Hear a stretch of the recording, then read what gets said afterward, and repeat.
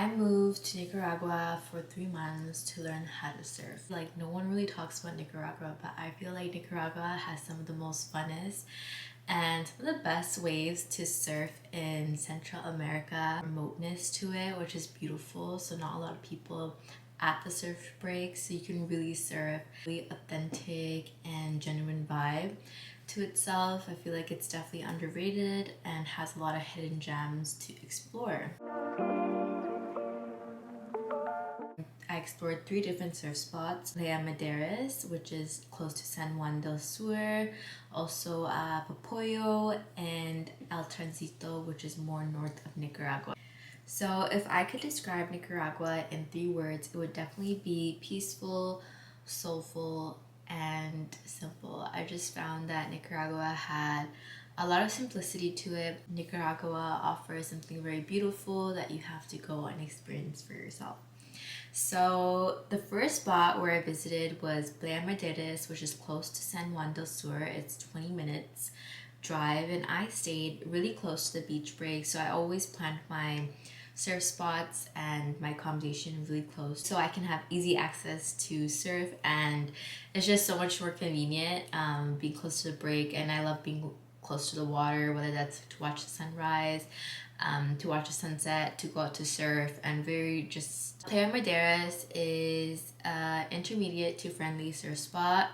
I was definitely had the prior experience of surfing Costa Rica during my time there, so I had about 2 months. I had about 2 months of experience before I was surfing Nicaragua in general, so I wasn't a complete beginner, but I would still consider myself a beginner. Like, I got down the basics, but I was still improving my way to surf. And you know, I think the beautiful thing about surfing and traveling is that you get experience with different surf waves. You learn more about the ocean. You know, you expose yourself to more than just one break that you're familiar with. It also improves your surfing style. So that's what I really love about the combination of surfing and traveling. You also get to meet really cool people, and it's just a great way to travel, like combining your passions together. So Hush in Madeira is so nice, and it's very close to the beach break, so it's only like a 5-minute walk kind of down a hill. And it was probably the most beautiful place I stayed in Nicaragua. It had the best view for sunsets. It had an infinity pool, a rooftop. It also had like a beautiful space to do yoga. Really nice vibe. Wanted to go in town, which is 20 minutes. It has more options for restaurants, food, cafes, also a bit more of a nightlife, whereas Playa Maderes, there isn't really much. So after Maderes, I went to Popoyo, and I ended up staying here for 2 months because I loved it so much. It was just probably like one of the most beautiful places like I felt in Nicaragua, in terms of like how peaceful and it is. It's very remote. Where I surfed in Popoyo was Beginner's Bay, which is a semi-reef break, and it has probably the most beautiful beginner waves. The vibe in the water was really friendly and supportive. Everyone was really encouraging, and you know, I feel like that's where Popoyo, like Beginner's Bay, is where I felt like most strongly connected to like a global surf community, you can say. And in terms of like how positive everyone was, and everyone just kind of dared to learn and have a good time and just catch some waves, versus like other places can be definitely more competitive, more crowded. Also, it depends on the waves. But I felt like Popoyo is such a beautiful place to surf. If you are a beginner, Beginner's Bay. I think that's the reason it's called Beginner's Bay. It's because it's meant for the beginners. I stayed at the Vibra guest house, which was about like a 15-minute walk from Beginner's Bay. It is a bit more farther, like you can just walk on the beach and then you have to kind of cross a river, but if it's like high tide, the river is pretty high, so you have to be careful. But I really enjoyed my stay there. I had like my own like villa and a place to cook, and which I really liked. And the thing about Popoyo is that it's so remote that it does not have a grocery store. So the closest grocery store is like 20 minutes away in Rivas. So really, it's really that remote. Like, there isn't really much going on. There are a few food spots, which I liked about Popoyo, is that every night would be a pizza night at this spot, a Thai night at this spot. So there was only certain nights that a restaurant may be open, or like everyone in the community just kind of goes and gathers there, or you just kind of cook on your own. So you really feel like that community aspect in Popoyo. If you want a closer place to stay, Magnific Rock is a surf resort and also a yoga retreat kind of center in Nicaragua. It's like super close to Beginner's Bay, like that's the outlook of it. So you just literally walk down and you're there. So if you want a place to stay that's like close to Beginner's Bay, I would highly recommend that. It also has the most beautiful view for a sunset, and even just practicing yoga.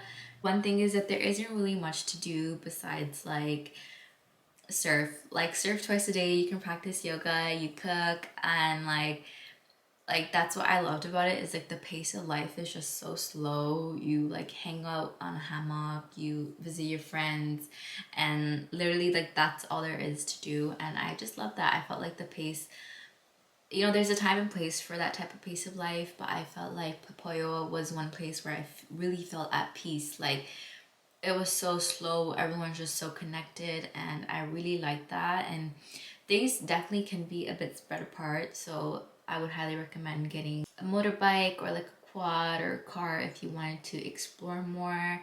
But I really just kind of did everything on foot, and if I had to go in town for the grocery store, I would just get a taxi and share it with a few people. A few spots that do have something going on in the nightlife if you wanted to check it out. But Popoyo is definitely a very cute remote surf town, and you know, it's very centered around surfing. Since I wanted to explore El Transito, which is more north of Nicaragua, I just heard it has a similar vibe to Popoyo, and it's also a small fishing town. So I went there, and it's also known for like really consistent waves all year round. Very similar to Popoyo in terms of like the remoteness and how quiet it is.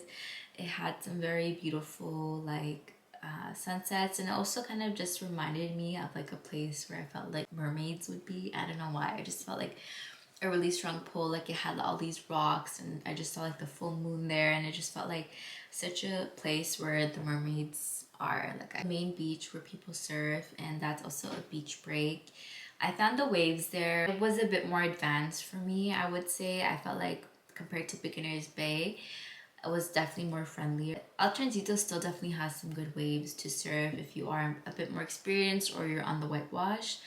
I stayed at the Nimbu Surf House, which was such a beautiful spot in El Transito. I felt like completely at home there. Everyone was just so sweet. It had like separate accommodations, or you could also share a dorm style. I felt like very at peace, very relaxed, and it was definitely more of a family style and intimate place. Like we would all eat breakfast and dinner together, which I absolutely loved. And you know, you sit together and you talk about your day, or how you want to start your day, or like what time you're going to go surfing. I have like very sweet owners, and yeah, I just felt like a really cute family vibe, and I felt like at home there. Like I felt like a home away from home.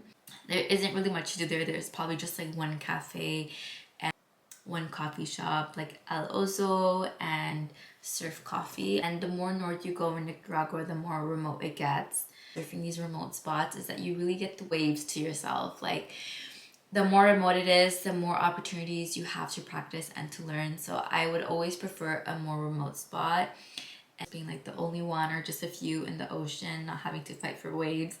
I really like. If I was to go back to Nicaragua, I would definitely explore. There's so many even more spots to explore.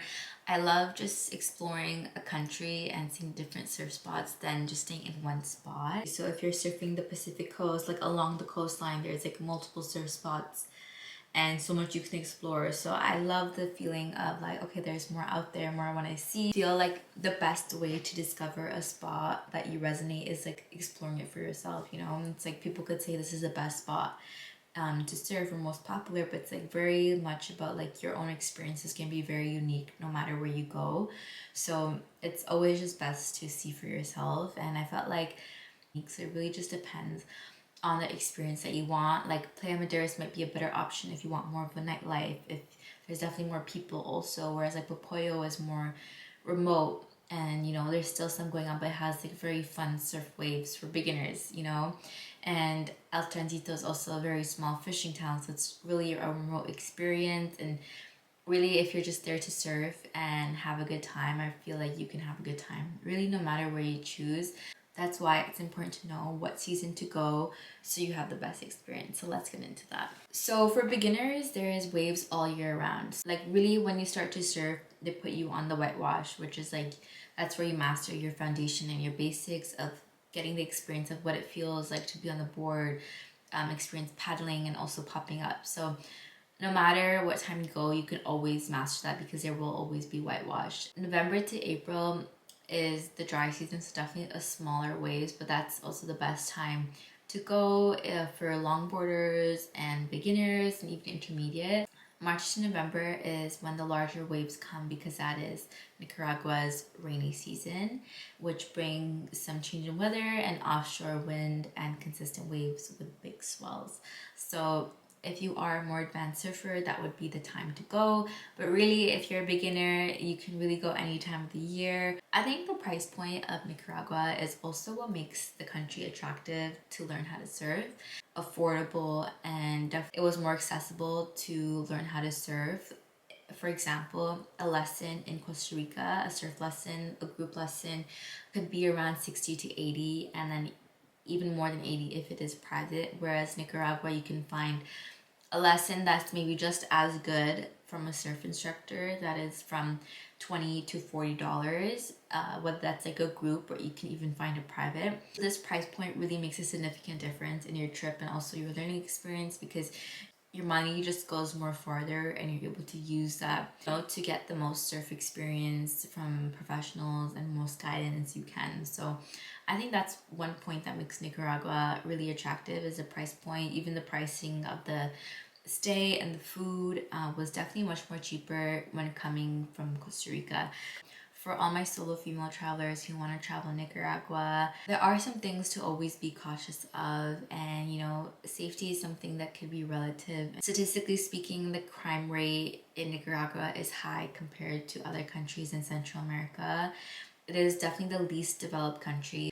I feel like if you are there to surf and you stay out of the major cities, I think you are gonna be okay. So don't let the numbers scare you apart. It's something you definitely have to experience for yourself. And you know, I did feel safe in Nicaragua. Like 100% safety is not guaranteed no matter where you go. So it's always important to be, one, cautious of your surroundings and belongings, two, to stay in like a trusted space where it's really secure, you know, and always choosing the safer option when you can, especially if you're alone.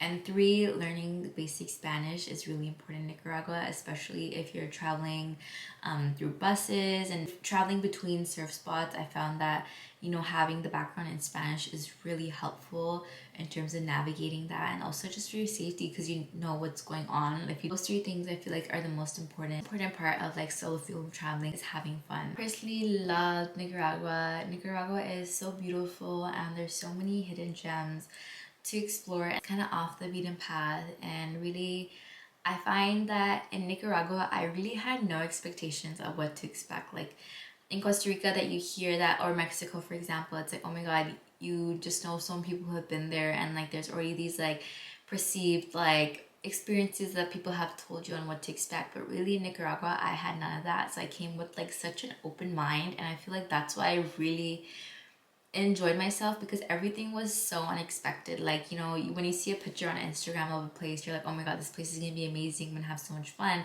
But for Nicaragua, everything was just so spontaneous for me, and I just really went with the flow. And I feel like a big part of solo traveling is like letting go of the control and surrendering to the experience that you're having. And I feel like that's when you're really able to have the most fun, is like when you really like just surrender and you're in the moment. So I felt that most with Nicaragua, and I feel like it's a very beautiful country. It has some very fun surf waves.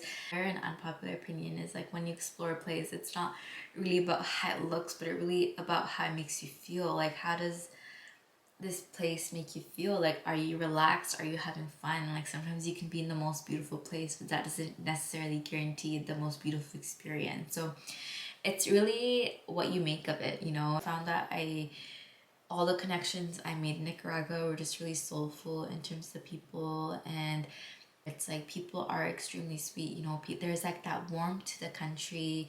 People are very nice. They greet you so kindly.